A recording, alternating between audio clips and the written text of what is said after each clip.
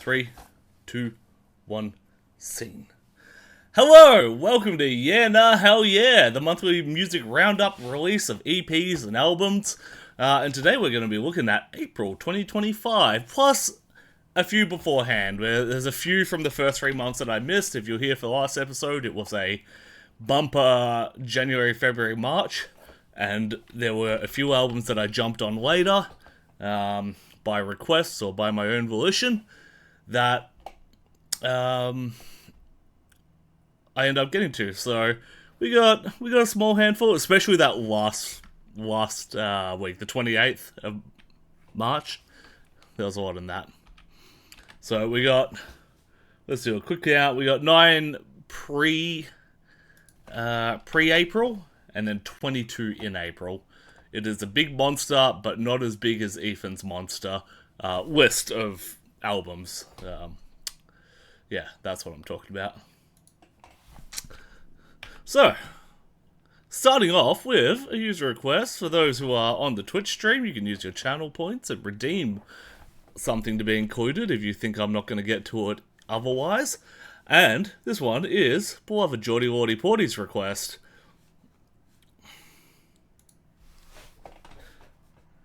And let's change that playlist. For those watching the stream, you got music. For those watching the VOD, legally I can't have music.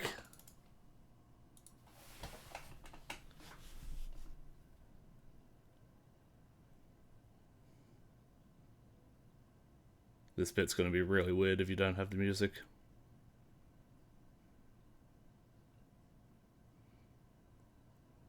It was a stream like any other when redemption rolled in unexpected. A redemption of channel points for a sliver of attention.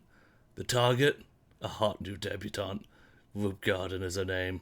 Not my usual job, but I'm not one to say no to a pretty melody when it comes dancing through my door.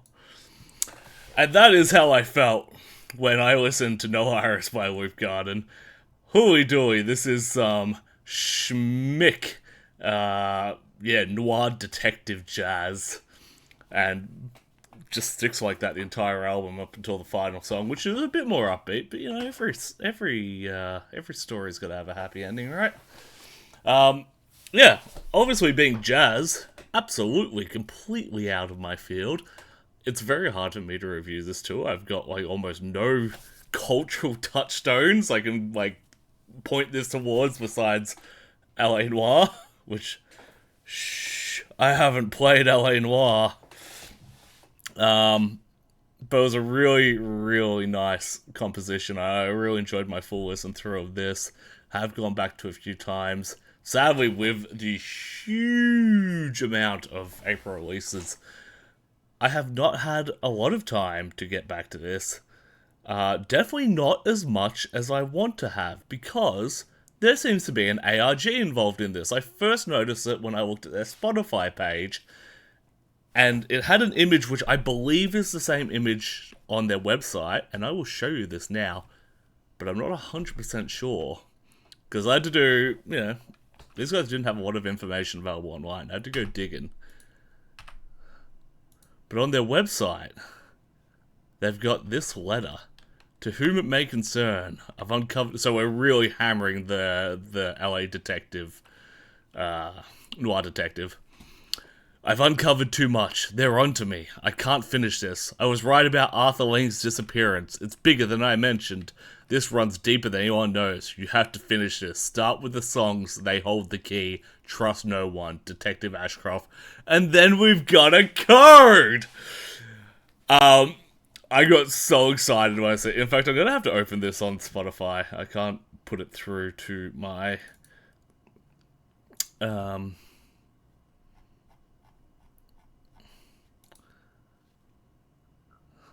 So it's under their About section on Spotify, and it does appear to be the same code. Yeah. Alright, cool. So it's the same code, and just a picture that says, "Are you afraid of the dark?"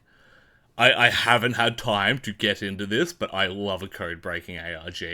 I am so fucking thrilled to just have the time to crack this code. In the song, like, breaks between the songs, there's occasional periods of Morse code. I know that's gonna be part of it. Holy shit, I can't wait to have the free time to look into this. In fact, I'm going to make sure I've got a bookmark so I don't miss it. So, obviously, this gets a hell yeah. It sounds really cool. Let's get back to the slideshow. Like I said, like, unless I'm A, trying to solve this ARG, or B, trying to roleplay as a gritty detective, I'm probably not going to go back to this at my own time, but for what it is, it's extremely fucking cool.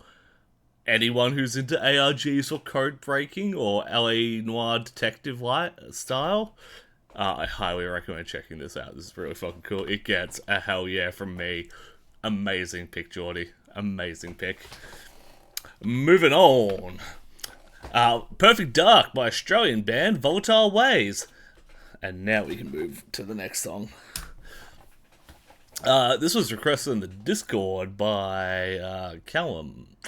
Not Daydream Deluxe. Callum from Munted Chunts. I'm trying to remember your username right now, but I'm blanking.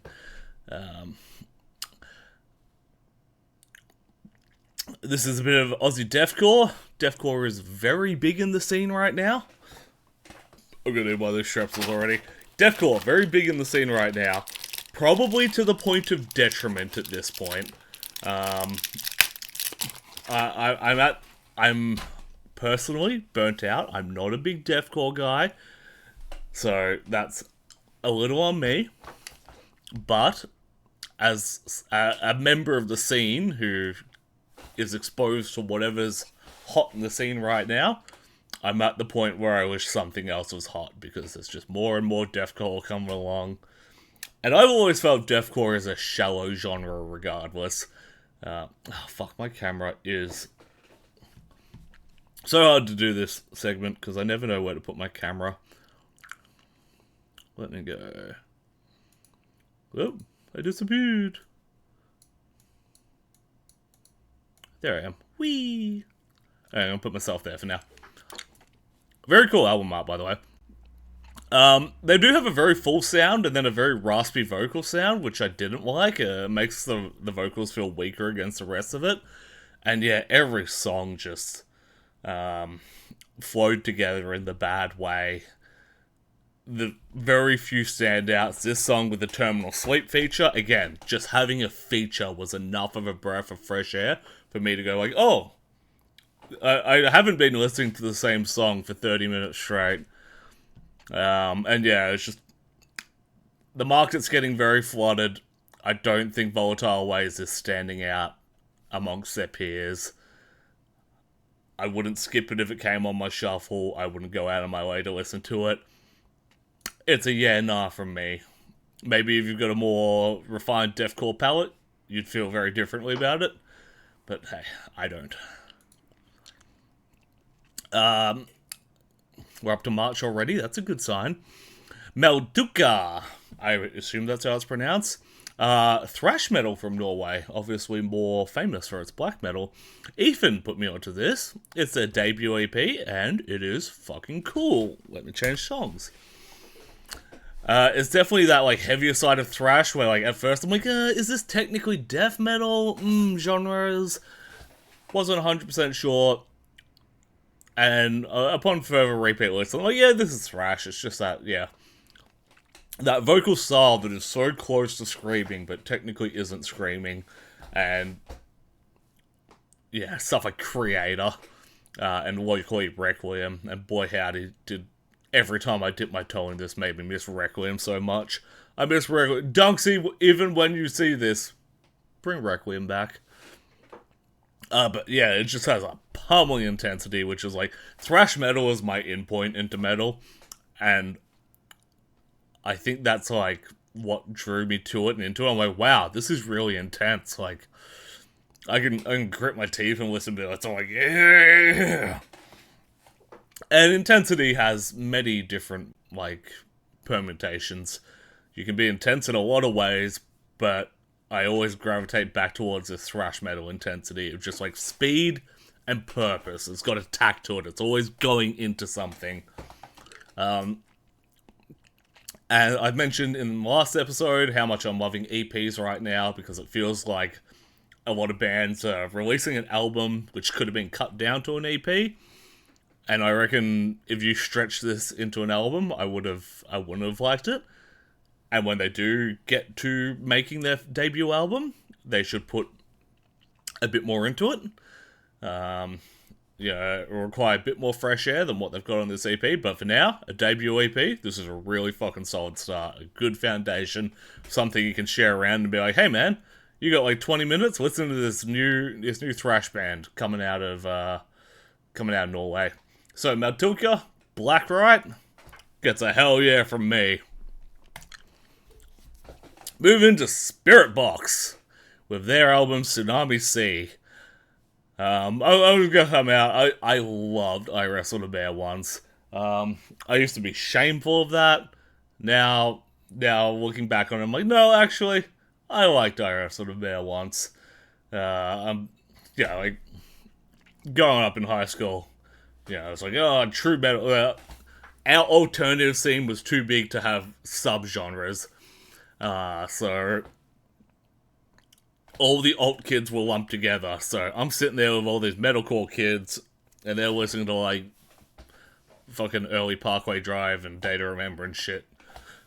And I'm listening to Metallica and Anthrax. So I'm like, you guys are fucking a bunch of words you can't say online now. And they'd be like, yeah, you listen to fucking dad rock, you fucking, and then they'd say words I can't say online. But because they're my friends, they're all in local bands. They're like, hey man, my post-hardcore band's playing their debut gig. I'm like, oh yeah, I'll be there in a heartbeat, man. So I've seen more metalcore than I even when I wasn't admitting to like it, because that's what all my friends were playing. Of course I'd go support them. And the first international band on a small local stage that I saw was I Wrestled a Bear once, because my friends were supporting them, and I've loved them ever since. I literally still have and wear the singlet I got at that show. All that to say, Spiritbox is the step after I Wrestled a Bear once, when that band fell apart, and I don't like it. It is almost the polar opposite, where it's so boring and everything sounds the same, compared to, the creative, the schizophrenic creativity. It's also got this very, I guess, clean, unimaginative, Jordan Fish sounding production. I don't know if his fingerprints are in this, but right now, yes, there are too many fish in the sea. Everything's got the same production quality and at a high level, and it's starting to sound very sanitized. I really could not finish this album. It got so boring and repeating, and even people who I know are big Spiritbox fans are calling this a background listen. I bet they'd kill it live, but absolutely, yeah, not for me. But there are a lot of rumors about an I Wrestled a Bear once reunion circulating online. That would get a hell yeah from me. Moving on to more of the core. That rhymed. With Whitechapel's Hymns in Dissonance. I kind of recommended this one to me. I have fucked with Whitechapel in the past. Try to remember the album. Did I write it down in my notes? I didn't. I believe it had them doing like the flag pose. Also, welcome in Stitch Wizardry, and thank you for the very cool new headphones from my beautiful wife. And once again, a metalcore album or a deathcore album where everything just sounds the same. Really boring, couldn't finish it. The songs are way too... Like, deathcore doesn't need to be 4.5 minutes long. Almost no deathcore song does anything interesting enough to require 4.5 minutes. And that's on average. Some of them went longer than that. Yeah, if you're gonna make this samey mush, have some fun with it. And that's what Slam does. And that's why I'd rather be with Slam than with deathcore. Whitechapel, did nothing for me. That's a yeah, nah. Men with a Mission, which if you watch my first episode of Last Chance to Dance, reviews from the Op Shop, you would have seen that I picked up some early Man with a Mission albums. Well, here they are again with a new new EP 15. New EP XV EP by Man with a Mission. I mentioned that they had these Ozzy Osbourne style vocals in the earlier releases. It's been developed on and is so much stronger here, as are the DJ scratches. Which, I mean, in a vacuum, that sounds very good. Like, imagine Linkin Park with Ozzy Osbourne on vocals. That could be something really weird and fun. Unfortunately, they've leaned really hard into the J-rock ballads, which I get is a huge part of J-rock. Like, I can't complain about that without just acknowledging that that's part of the genre they're in. But there wasn't as much on the first album, and then the second album had a bit more, and this is almost all ballad. What I do like, though, is for a digital release, they've got their EP, it's, 4 or 5 tracks. They've then filled it out with just live recordings. And I know for a fact that even at a local level, bands have live recordings off the deck that they're just sitting on. In fact, I'm pretty sure all my favourite bands have at least one full recorded live set that they could release. This is a great excuse to release that. Just put out an EP, 4 or 5 original songs. What are you going to do to fill that CD? Hey, you're paying. If you're pressing physical media, you are paying for that CD regardless. You've got 70 minutes to fill. I believe a CD is about 70 minutes. You might as well put something in there. This is a great way to use leftover live tracks. Don't do a live album. I fucking hate live albums as a whole. I have a few. I like a few. As a concept, though, generally, I hate live albums. Put them as bonus tracks on EP.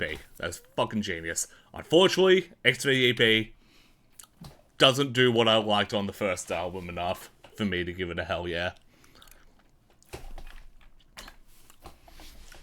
Lonely People with Power by Deafheaven.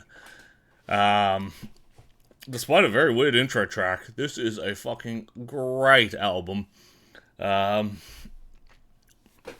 mentioned that, like, thrash is where I got into it. I almost immediately then went into black metal because my, at the time, brother's girlfriend, she's like, yo, I heard you getting into metal. I'm like, yeah, I really like Metallica. And she's like, cool. And then she hands me a copy of Mayhem's Dawn of the Black Hearts, which is the one with on the album cover. So I went pretty quickly into black metal, and getting into black metal at that age, elitism, big thing. So when Deafheaven came out with Funny Pink album, Sunbather, I was definitely on the side of, it's not true black metal, yeah.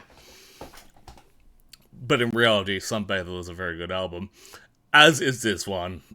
You look at the visuals, it's like, what the hell's this? This ain't grim or frostbitten, but if you just listen to the tracks, you're like, actually, yeah, this is fucking cool. Now, on the shoegazy side, or the post-black metal side, a lot of it is background listening. Very good, but just hard to actively engage with it. But then when you get tracks like this, Revelator, it is that really, like, interesting fucking front-of-mind riff. So, another massive L for black metal elitists, but another massive W for Deafheaven. Gotta give Lonely People Power a hell yeah. Whoop. And this is the one I mentioned at the very start of the stream that I accidentally put there, so everything I did after it was wrong, and I had to go quickly change all of that with 5 minutes before stream. Whoopsie. So if you see any fuck-ups, I think I got them all, but occasionally that might jump into the yeah nah sign. Surrender by Amira Elfeky. Ethan posted this with a, like, someone might be interested in it. If you like Evanescence, you might be interested in it. I don't like Evanescence. I got a lot to get through. It's a yeah nah. Illy, Good Life. Now, as a general policy, I'm not going to touch deluxe edition re-releases, remasters, live albums I probably won't touch. But if I have a reason to, I will. Now, this came out last year before I was doing this, and I really love this and want to talk about it. So I'm using the deluxe edition release as a reason to talk about it. But don't expect me to touch on deluxe editions or remasters or anything like that as a whole. And the reason is I really connected with this album. It's got Illy, even amongst a genre that is particularly laid back as Australian hip hop is, Illy is the most laid back. All his songs are just very chill beats. I got ad breaks starting in a few seconds, so I'll wait till the ad break's over.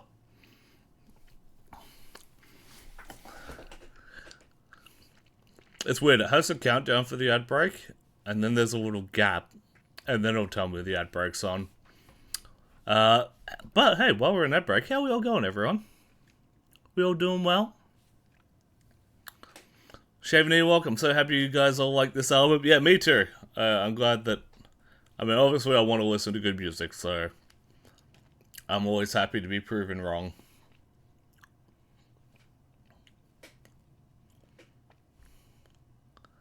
Alright. It hasn't said that the ad break's on, so I'm just going to continue. Yeah, Illy. Very laid back. Peak chilling in the Aussie hip hop. Peak chilling in the sun Aussie hip hop. Really good for summer parties. And then at the end of this album, or towards the end, there's a track called Braveheart, which is all about how scared he is. Here we go. Now we're in the ad break. Fuck, I'm just going ahead. It's all about how scared he is the night before his dad's heart surgery. Now, when this album came out, my dad was about to go in for his second heart surgery of the year. And when that song came on and I first heard it and started listening to the lyrics, I was in the office. I had to step outside and go to the car because, like, it unbottled a lot of bottled up fears and worries about what was happening. And I just fucking lost it, bawled my eyes out. And realised that I'd been bottling up a lot of things that I shouldn't have been bottled up, and, you know, maybe need to talk about a few things that I wasn't talking about with people close to me. And my dad's, well... Funnily enough, when this deluxe edition rolled around, Dad had another scare. But he's still fine, he's still alive. It's as good as it's gonna get, unless he can get a whole new heart put in. But he's not that desperate yet, so... Yeah. It's kind of funny how an album can just fucking move you like that, and this one gave me the most brutal emotional whiplash that almost fucking broke my emotional neck. So, it gets a hell yeah from me, because very few songs have moved me like that in my life. And now that we're caught up to April 1st had a great... I guess you could call this an April Fool's release? It's an odd release. Fuck you, Skrillex. You think you're Andy Warhol, but you're not, by Skrillex. This is a super weird but fun dubstep album. Everything's really short. It just feels like it's a bit of a passion project, I guess. Beautifully named after graffiti, which I believe was spray painted on his actual home. And yeah, it's just really fun. It's got these, like, funny samples and narrator bits that are, and it's like... Yeah, like you're hearing now if you're watching the live stream. I have Skrillex trapped in my basement. Sounds almost like the Halo narrator. Or like the typical, like, this summer movie narrator. Not much to say. It's fun. If you don't like a track, it's over pretty quickly. If you like dubstep, if you were there for the golden days of Bangarang, you're gonna like this. It's just very funny. Hell yeah. Hell yeah, Skrillex. The year is 2025 and I'm giving Skrillex a hell yeah. What the hell? Yo, welcome in, Kiss Cat. Moving on to April 4th, Kyle Gordon is Wonderful by Kyle Gordon. Now, I do love a lot of Kyle Gordon's parodies. Parody when you move into an album format is always a bit hit and miss. You probably know more Weird Al singles than Weird Al albums. And Kyle Gordon's no exception. I really like what he does as a parody artist, where he just creates these songs that perfectly encompass an entire genre. This one, about British hip-hop, I probably listen to more than most British hip-hop, and I really love The Streets, and this is beating out The Streets in playtime for me at the moment. And yeah, he really manages to recreate, like, the cringe you had to live through. Which, when you can find the joy in it, is very funny. When it doesn't have joy in it, like, he's doing it maybe not from a place of passion or respect, but just for the sake of it, it's a bit miss. I found that with Crawl to Me, his new metal one. Like, it was funny in individual parts when you catch, like, 10 seconds on TikTok, but when you stitch the whole 3-minute song together, it's actually not that good. And everything that was good came out as a single. So when I finally got the album, I'm like, man, I loved all the singles. Let me put the album in, and like, anything new, disappointed. Yeah, it was really disappointing. The only thing on the album that made me laugh that wasn't released as a single was the final track, which is talking about, like, 1950s rock and roll, like Elvis stuff. And they addressed all the weird age gaps in those songs straight out of the gap. Like, the first line of the song is, like, something like, I met a 13-year-old that I really wanted to bang and make my wife, and I just fucking, like, spat out my coffee at that. And I'm like, wow, it's not even a bit subtle. That is how those old rock and roll songs sound. And they are creepy. So, did I fuck with Plan B? No, I didn't.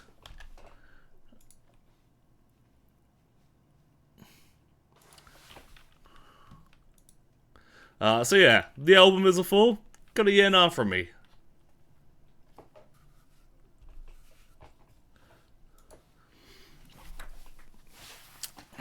Moving on, Allegaeon, the ossuary lens. I can't remember first coming across Allegaeon. They've been on my radar for so long, despite, like, I don't listen to Melodeath or much technical metal. Yeah, no, I've never fucked with Plan B, Shame No Luck, I'll have to get into it. But, I'm pretty sure there was a point in my life where I would go on Kickstarter, and I would just fund albums for metal bands. I'm like, fuck yeah. This is like the new, when Kickstarter was a new thing, it was very exciting to be like, wow, these guys need $1,000 to print their first album. I can make their dream come true. And I'm pretty sure Allegaeon was one of those. It was like first EP or first album. I'm like, yeah, I'm gonna kickstart that. And then I never really listened to it because, like, back then, way too smart and fast for my smooth thrash metal brain. But now listening to this, I can appreciate the nuance and technicality of it and be like, fuck yeah, Allegaeon slap, and the ossuary lens is no difference. This is coming out of the gate hard and fast, pulls back when it needs to, but at all other times is foot on the fucking floor.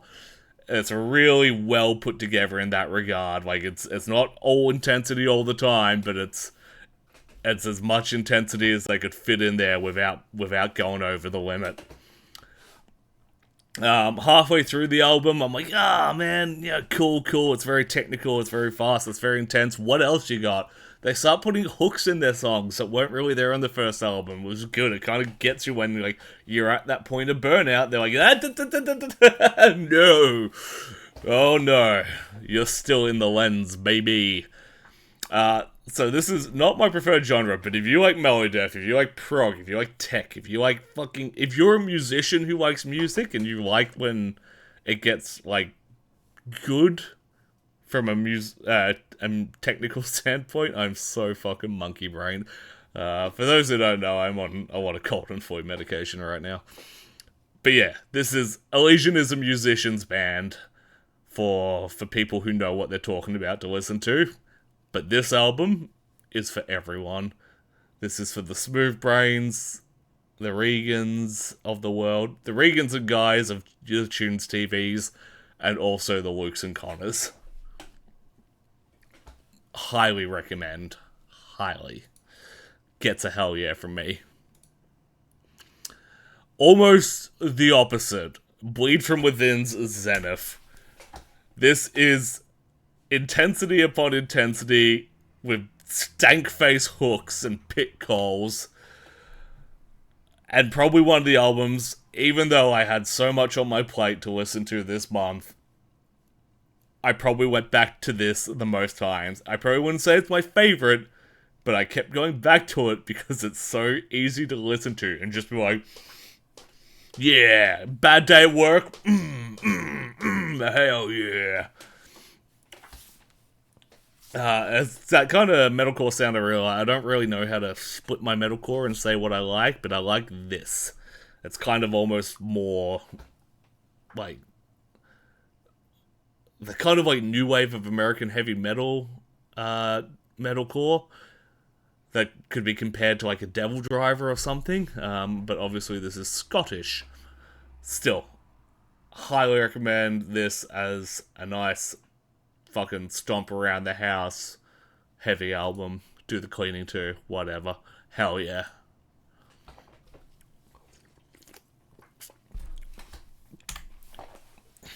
And now to pull back a bit. We had a few intense albums in a row there. Maybe we did a bit of Australian hard rock. And Australia's pretty famous for its hard rock. You ever heard of a band called AC/DC? You ever heard of a band called The Angels? You ever heard of, I want to say, Wolf Mother or Jet? One of those hours? I don't fucking know. Either way, we do good hard rock. And boy howdy, did they nail the production, because this sounds like it's come from the era of The Angels. Or Heart, or Barracuda. While also being clean enough to match modern contemporaries like Teenage Joes in this like female-fronted hard rock, alt rock space. They really nailed the production on this. It's for those who enjoy a good lineage. A lot of clowns are involved in Leatherman. It seems to almost be a bit of a project that's kicked off with the quietness of clowns. I know some members have been over other sides of the world.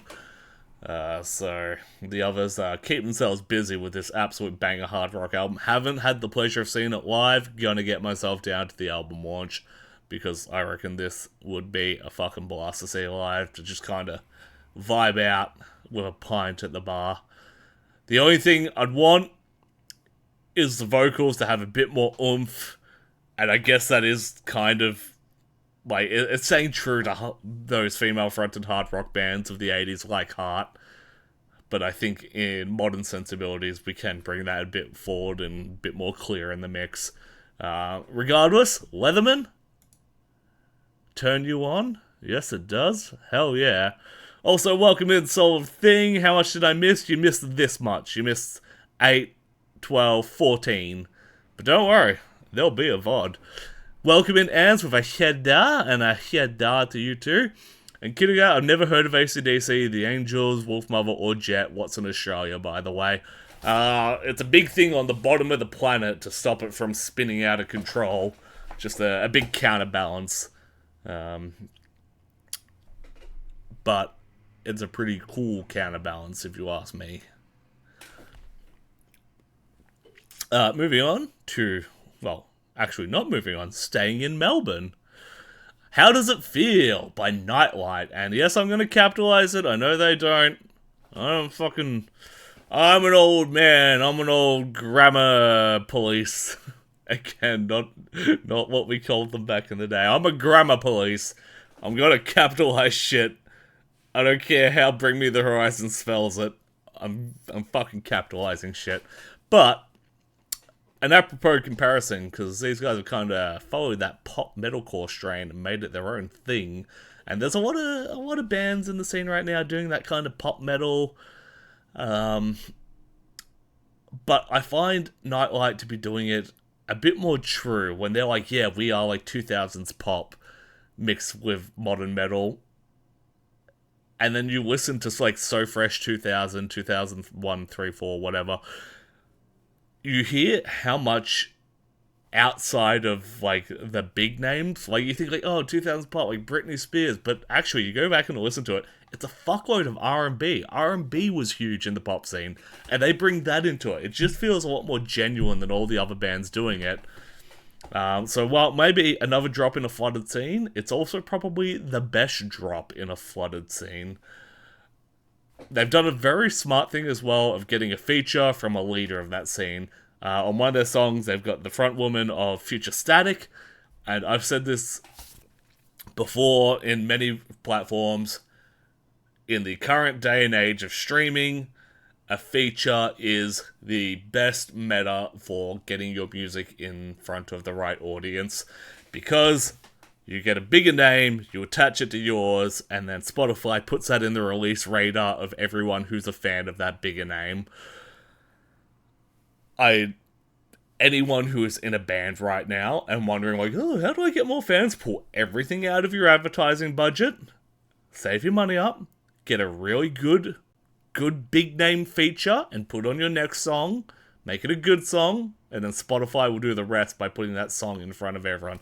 Matt fucking Heafy from Trivium's a big one. I get so much new music from people who have paid for Matt Heafy feature. So Nightlight, very smart, because you want Future Static's fan base. That's the best way to get it. Hell yeah, Jesus Christ. That would be a huge feature. Now, I've left a note here that says, funny misheard lyric in Crushin' at 17 seconds. And I don't remember what that is. So we're going to listen to the first 17 seconds of Crushin' and see what I thought was so funny I had to note it.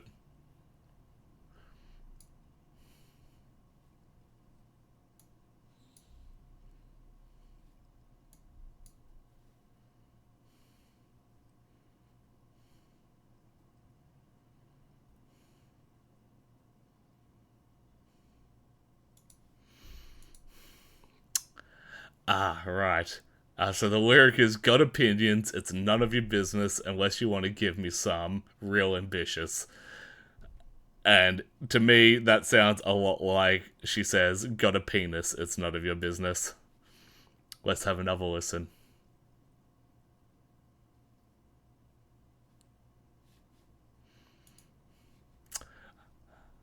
I am an immature person, alright.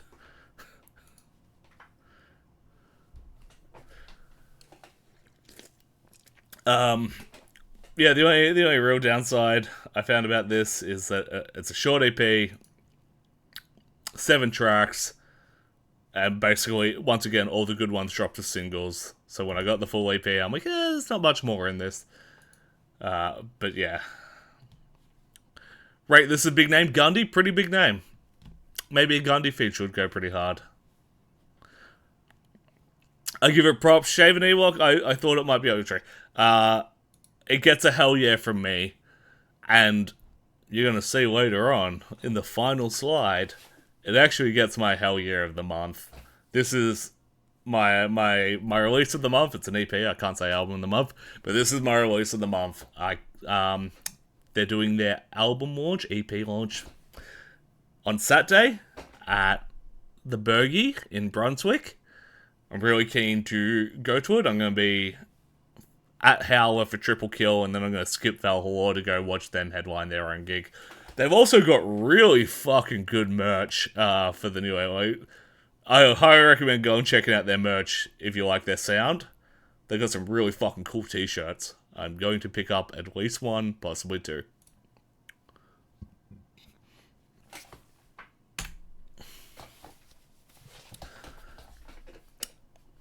Shifting lanes and going old school with and I have no idea how to pronounce this, the Lord Weird Slofeg. I'm gonna say that's either Welsh or Gaelic. I want to say Gaelic, so I'm probably not pronouncing any of that weird. Sometimes they just go by Slofeg. But this is Traveller, Supplement 1, the Ephemeral Glades, and it's being presented as a kind of DLC to their album Traveller. They're kind of leaning into a bit of a D&D gimmick. It's an enjoyable sound. I found out about these guys, I want to say like 3 or 4 albums ago, and then I forgot about them, and then I come back into them, and this is the first thing I hear, and it sounds like they have not changed up their sound at all in that time. And it's a good enough sound, but it's not super... In fact, it's the opposite of, like, ingenuitive. It is an absolute throwback. There is nothing new in this. It's specifically very old. So, because it's classic rock and roll for the umpteenth time, it gets a yeah nah from me. That it's just, if I want to listen to them, I'd go listen to the album that I'm familiar with, because they're not doing anything new outside of it. Moving back to Australia, and as I mentioned, playing this Saturday in Melbourne, Valhalore with their album Beyond the Stars. I believe sophomore album, second album.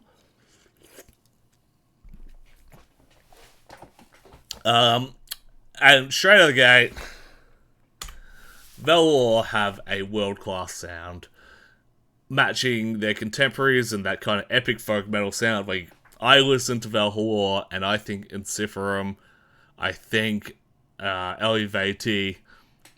I am genuinely shocked that this wasn't released on a label, and I've heard people say it's because it's they're an Australian band. Why would you sign an Australian band and have like all the fucking logistical costs of doing all their merch and albums and touring when you could just find an equivalent band in Europe if you're a big label? And that's probably the truth. It probably does boil down to that, but it's absolutely bullshit that this isn't on, like a Napalm Records. Because it deserves to be. It really should be. On top of that, they have the best flautist? I'm trying to remember the proper word for it. I don't think it is flautist. I think there's a specific phrase for it. Anyway, the best flautist in metal. Eat your heart out, Elevated. Any other band with a flute in it, snap your flute in half. Fucking do a fucking one time at Bandcamp with it. Valhalore have the best flute in metal. Mic drop. Foot drop. Foot drop. And despite the longer song times, which I always whinge about, these songs do not feel long. This album does not feel long. It is a breeze to get through, because it is so fucking engaging, and it flows through sometimes to its joy, sometimes to its detriment. As I said, there on screen, outside of a few moments, like the breakdown of Within the Fire, it all kind of blends together. Sometimes that's as a journey. Sometimes that's just as a mess of generic sounding folk metal. I'm probably not going to come back to it, if I'm honest. With everything on my plate, I've kind of moved away from folk metal as I've gotten older. I liked your more jovial folk metals, like your Ailstorms and your Corpicani's growing up. And then when it comes to these more mature and serious folk metals, it's just not what I look for. And I will die on my hill that Wayfinder stole the riff from Under Grey Skies by Camelot. Listen to them both in full, and then tell me that Wayfinder didn't steal Camelot's riff. That's just my opinion. I'm not accusing anyone of anything. I'm just saying it's what it sounds like to me.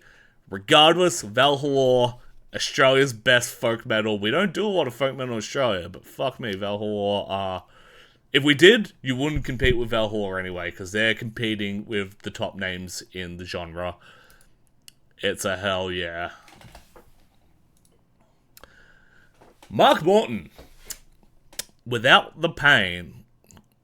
If you're, that next level into your metal, or you don't just listen to the bands, you look up the bands, you know who Mark Morton is.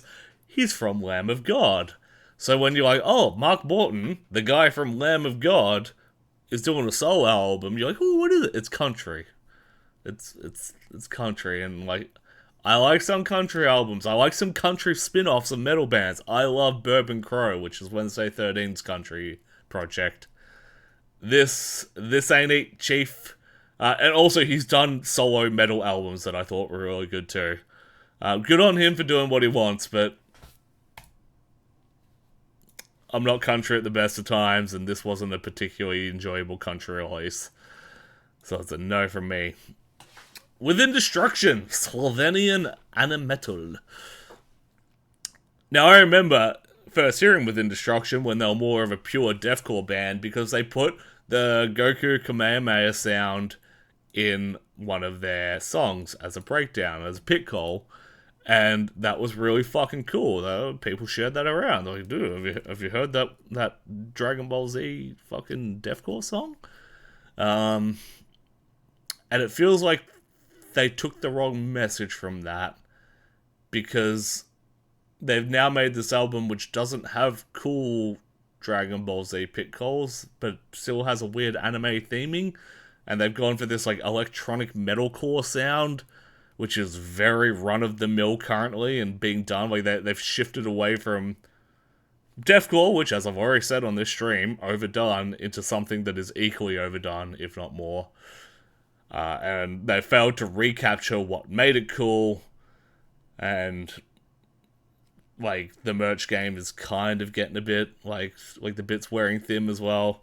You know, when you first see a deathcore band with a fucking Evangelion shirt, you're like, cool, and now their merch stand just looks like a fucking merch stand at Animega or Crunchyroll or name any of the other big anime conventions. So yeah, they've just turned themselves into something completely not special. And then also, for a band of their size, $80 for a ticket at Stay Gold? Fuck out of here. Yeah, nah. Yeah, nah to Animetal. Elvenking's... I have a funny relationship with Elvenking. I picked up their CD, one of their CDs, I want to say at an op shop or in a clearance rack at JB Hi-Fi. And this is when I was getting into folk metal, and I was listening to those fun folk metal bands I mentioned previously, and I hadn't really tried any serious folk metal. So I listened to this, and I'm hearing the fun instruments, but also the serious riff, and I keep almost liking it, but I just can't figure it out. And I kept going back to that album. I kept it, and I kept re-listening to it every year to see if I could finally figure it out.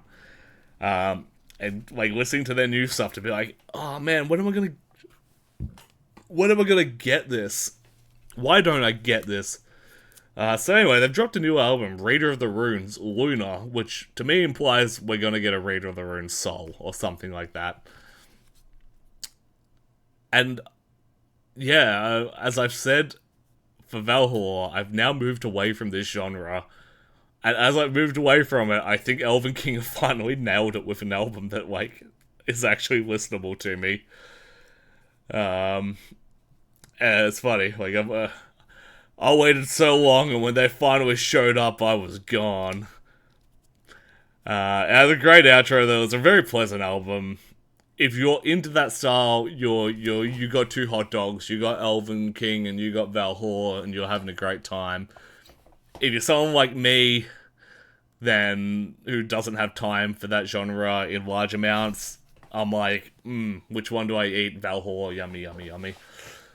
So Elvenking, it's a ENR from me, and I'm gonna stop following them. I've reached the end of my Elvenking arc. I like a junk. Apologies, I am. Fuck, that's Within Destruction. That's Elvenking. Apologies, I don't keep up with the changing songs. Remember, I used to have a co-pilot for this. It's hard doing it solo. I'll miss you, Carter.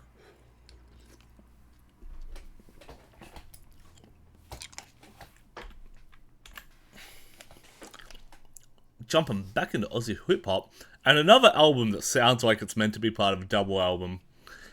With Bliss and Esso's The Moon, The Light Side. I assume we're gonna get The Moon, The Dark Side.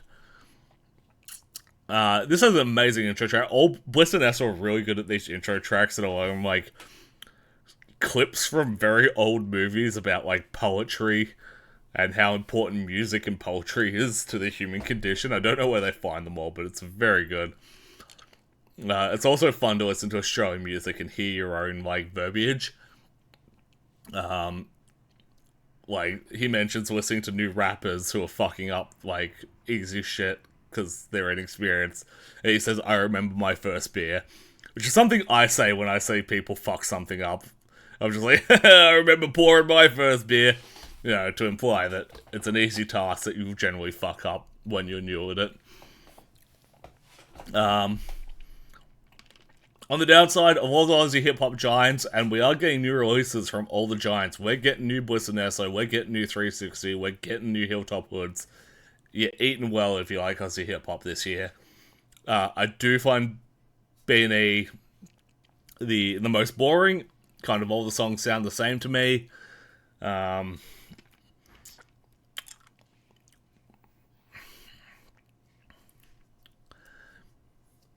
So I'm probably, again, with so much on my plate and so much new Aussie hip-hop, I'm probably going to spend not much time with Bliss and Esso. But I tell you what, this is really pleasant. Yeah, I've had some bad days at work recently. I don't know, people give Aussie hip-hop, like, flack for being low stakes. It's not gangster rap, no one got shot at growing up. I think that's happened all of once in the Australian hip-hop scene. Someone got shot. And it was Cursor, so everyone just kind of laughed about it. But yeah, it's nice to hear someone just rap about, like, that life can be good and that, you know, he loves his wife and kids. It's super positive. I like that. Speaking of super positive and chill, the Bennies! Former Melbourne punks, I believe they're now Queensland punks. With a new album, you can't put out this fire. And I was super worried at the start because I thought that someone had put out their fire. Because drugs are a big part of the Bennies shtick, if you can't tell by the fucking weed leaf on their album cover here.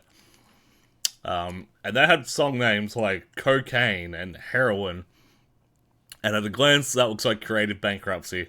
That's like when you say Ailstorm put out a song called Rum. Hello, my love. Hello. Jesse's home from work. And boy howdy, you find the album Ailstorm put Rum out on, and you'll be like, oh yeah, that is when they started dropping off massively.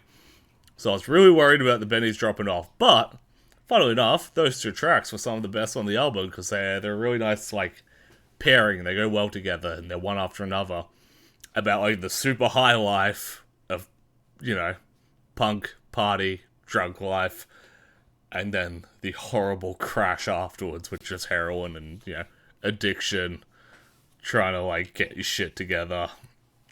So it was actually done with a surprising matter of taste for a fucking weed-themed ska band. Once again, really nice to listen to a band from your own country and hear your own verbiage on display. Perfect timing for those listening to the stream. You fucking dog cunt. That is one of my, like, favorite insults. I reserve that for people I genuinely hate. I'll use a lot of insults in jest and in love for my friends in the very Australian way. Call your mates cunts. Call cunts mate. But if I call someone a fucking dog cunt, that is only ever negative. There's less funny movie samples compared to other albums. Normally they got like a lot of cool samples from cool movies about, you know, smoking weed and stuff. All your favorites are there. The shtick might be running on too long to keep putting in good movie quotes because there's only so many.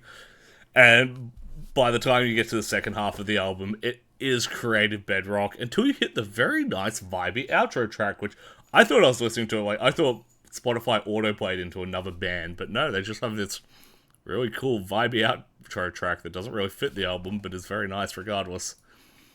For the first half, for everything that's good about it, for all the fun I had with it, it gets a hell yeah. But fuck, I am worried about the next one. This might be the last hell yeah the Bennies get, unless they can innovate hard.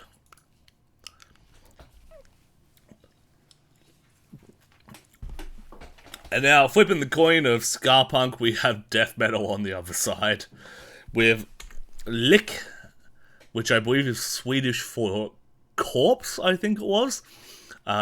and their album Necro. This is a recommendation from Connor, and boy howdy do I appreciate this recommendation.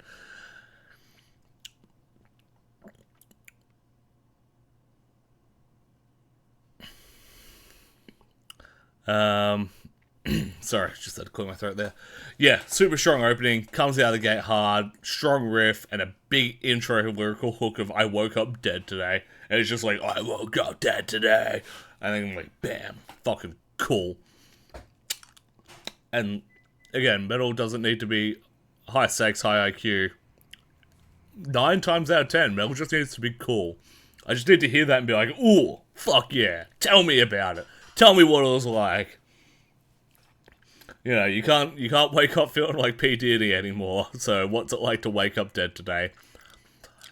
It's got this beautiful thickness to it. I've written there, thicker than oatmeal, where everything is just delightfully present in the mix, especially the bass and bass drums.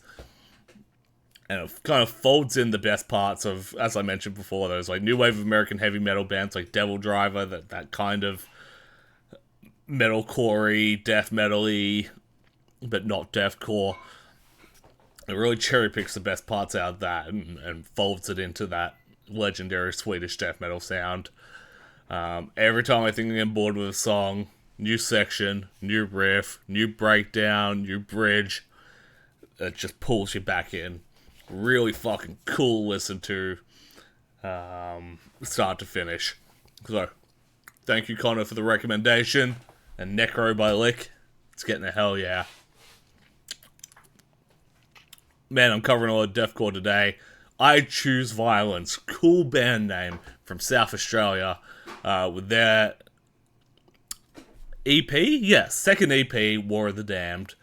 I really like this. It's a nice departure from the regular deathcore tuning, which, again, with such a flooded scene, any departure from the norm helps you stand out. It's got more of a, like, hardcore tuning, and I've written there, it's like deathcore played through a hardcore setup. And I think it leaves room in the mix to play with, whereas a lot of deathcore is just like everything turned up to 11. This is like everything turned up to 9. 9's still a big number. But when you need to go to 11, you've got room to go to 11. It is still kind of just deathcore, despite those trappings. The songs themselves, completely forgettable. But it's definitely interesting enough for me to like keep my eye on. I believe I found out about these guys because they played on a show with Hybrid Nightmares when they played South Australia, so I'm like, ooh, what a cool band name. Just band name alone is good enough to sell a band sometimes. Or at least sell interest in a band. So I see I Choose Violence, I'm like, I want to know why you choose violence. It is funny that they're starting in SA, because most deathcore bands normally end in SA. But anyway, it gets a hell yeah from me. Moving on. Ooh. Oh no. Hell yeah. Billy Idol. Holy shit. Do you know Billy Idol's still alive? With a new album, Dream Into It. Good lord, the year of our Lord 2025. And the single off this, which has Avril Lavigne on it, of all people, has one of the hardest lines. It deserves to be in a hardcore song, not a Billy Idol song. And that lyric was, sometimes we lose, sometimes we win. They show their teeth, we kick them in. That is so hard. Why is Billy Idol saying that? Have you not seen the fuckload of ads he's in? No, I don't watch TV. And yeah, sounds like classic Billy Idol down to the mix. If you're a Billy Idol fan, I can see you're really enjoying this. If your parents are Billy Idol fans, maybe tell them Billy Idol has a new album out. They might not have seen it. I was never a Billy Idol fan. I love fucking Midnight Hour, whatever it's called. More. Outside of that, I probably couldn't name another song. It is funny though to listen to like hard rock bands this late in their career changing from like, yeah, I do a lot of drugs to, whoa, I did a lot of drugs. Maybe I shouldn't be here, but boy howdy, am I lucky to survive all those drugs. So, it's a yeah-no from me. Never a Billy Idol fan, and this just sounds like more Billy Idol. Coffin Feeder with their album Big Trouble. Look at that out. There is, from my count, 5 dead Steven Seagals on this. 1, 2, 3, 4, 5. And for an album that's mostly about Arnie more than anything else, they seem to really fucking hate Steven Seagal. There's also a lot of cool other stuff on there. You got They Live, you got Skeletor. That's, oh, fuck. I'm blanking. Someone's going to correct me in the comments. Either way, very cool album art. And in terms of the sound, though, well, it's about this imaginative. And that is to say, there is nothing new there. Just a bunch of old stuff. Deathcore, very populated. It feels like it's already bottomed out. Like, Deathcore's at the point where it's hit rock bottom on heaviness, and if you listen to anything heavier than that, you're kind of leaving the genre and finding something weirder. And yeah, that's when you start listening to like noise bands, and the next thing you know, you like wake up in a fucking band room for 10 people watching someone hit a keyboard with a hammer, and you're like, wait a minute, music was meant to be fun, and then you stop listening to that and go back to fun music. Anyway, what I'm trying to say is, deathcore is at rock bottom, and everything's been done already. So much so that doing an Arnie-themed deathcore album isn't even original. There's a whole band that's on that shtick, Austrian Death Machine, and they're fucking slap. So unless you really feel like iffy about supporting Tim Lambesis, but you also really want Arnie-themed deathcore, then this could be for you. Also, the songs are really long.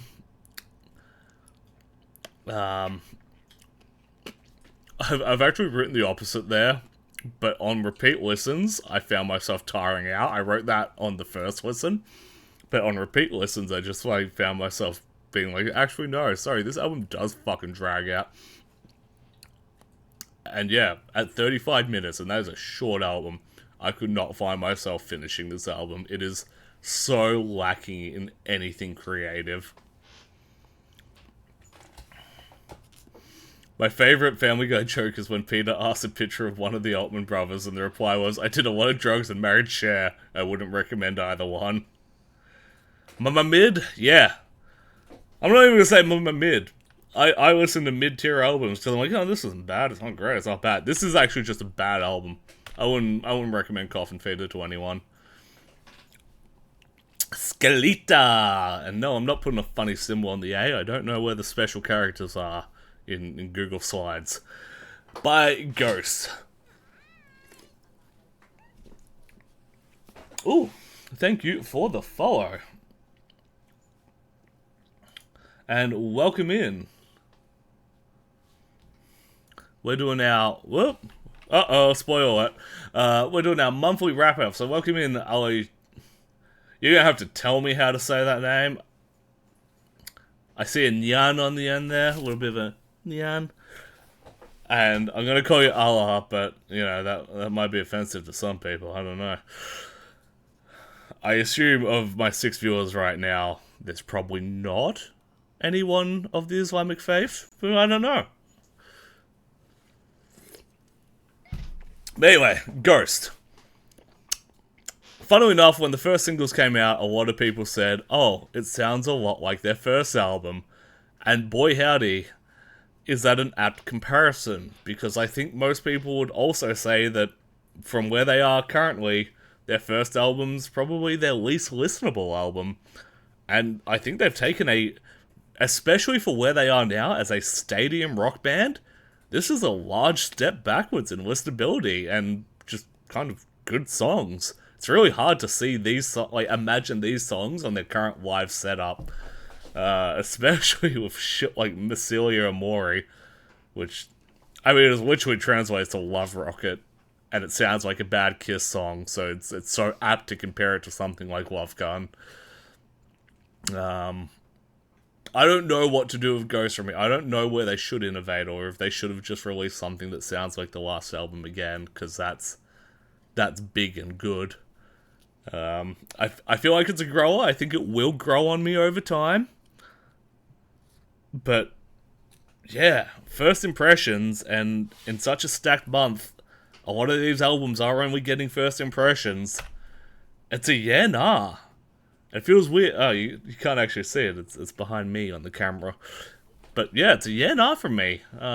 Sorry, Ghost, but you know, of all the bands on this list, you should be able to do better. I did like this single that we're listening to, though. Machine Head. Gotta be careful with this Machine Head album. Rob Flynn is getting negative reviews of the album taken down online. Yeah, nah.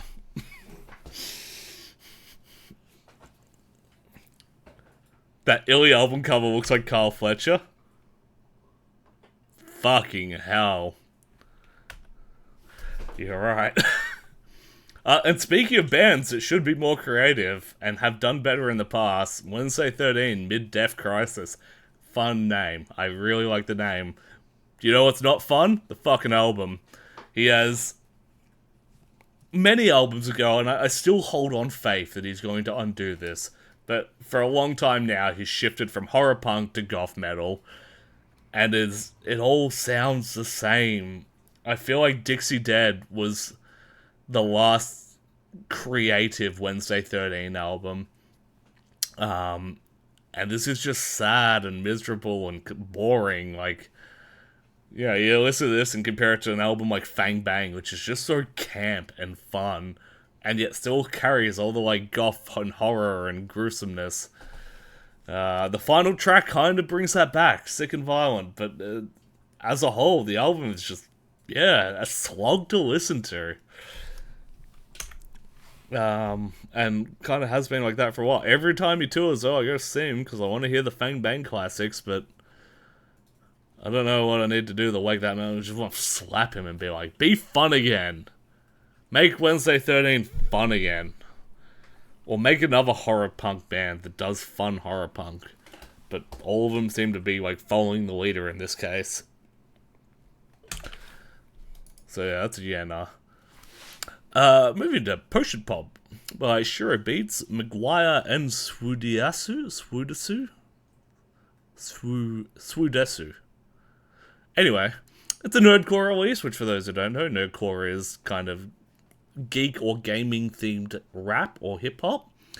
Shirobeats does the beats for a lot of the artists I do like Ham Sandwich and Shiki TMS. They've had songs with Shirobeats beats. And yeah, I think Shirobeats does some of the best dancey hip-hop beats in nerdcore. I really like it. This album in particular has a lot of funk mixed into it.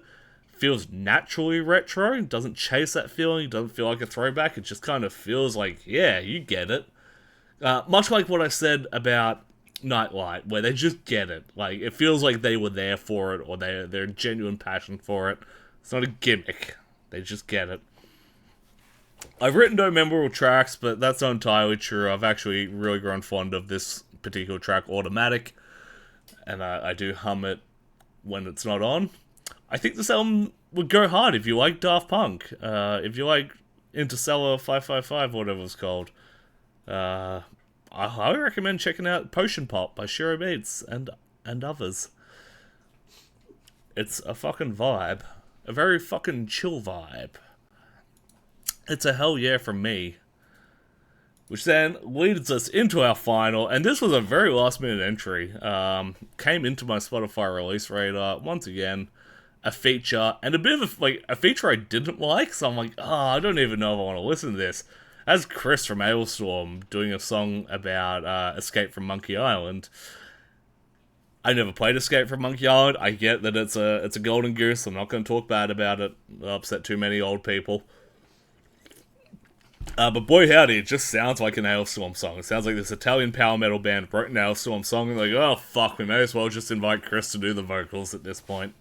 But outside of that, it's this very simple, not so wanky power metal that's really fun. Reminds me a lot of Dragon Force's earlier material before they went full wank. Hey, fuck you. Yeah, I bet you're a Monkey Island fan. You fucking called you. Saw you from a mile away. And yeah. Ah, Rodriguez, mon ami, thank you for your subscription with Prime. That's money out of Jeff Bezos' pocket. You didn't pay your money. You paid me with Jeff Bezos' money. Thank you. Yeah, Trick or Treat, Ghosted, really, really fun. At first I'm like, this is stinky cheese. And then I'm like, wait, Parmesan's delicious. I like the stinky cheese. So it started cheesy bad, got cheesy good, and yeah, just really reminded me of back when I could really enjoy Dragon Force and like those first albums that like I'd listen to with mum and be like, hell yeah, dragons and valleys and kingdoms, and like the amazing Herman Lee guitar was part of it, but it wasn't the whole show. And now it's just the Herman Lee show. So, as a very last minute entry, through Ailstorm of all avenues, it gets the hell yeah. Which is, that's our end result for the month. I feel like I should have found one more bad album, just to fill out these squares, but that's just the touch of the tism speaking. Some really good ones in there. Yeah, if you're into folk metal, Valhalore, yeah. Maybe they didn't get signed on this one, but if we blow them up, maybe the next one will be that Napalm Records release that we want to see. Allegaeon, if you're into your more technical side of metal, that's an absolute pleasure.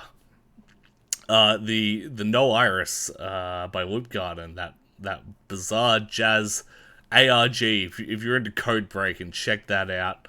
And my release of the month, Nightlight. How does it feel? Super fun. That modern metal meets old school pop. Highly recommend checking it out. They're still very small. I think this might be their debut EP. Get on this early so you can say you're there at the ground floor. And here is my new album, The Month Slide. So in January we had Patriarch, and then February Dream Theater, March Anti-Cult, and April Nightlight. It's becoming very eclectic already, and I love that. Thank you so much for tuning in, watching along. I hope you've been listening to good music in April. I hope I have less to talk about in May, so it doesn't drag on this long. And that we can be a bit punchier, and that I can spend more time with the albums.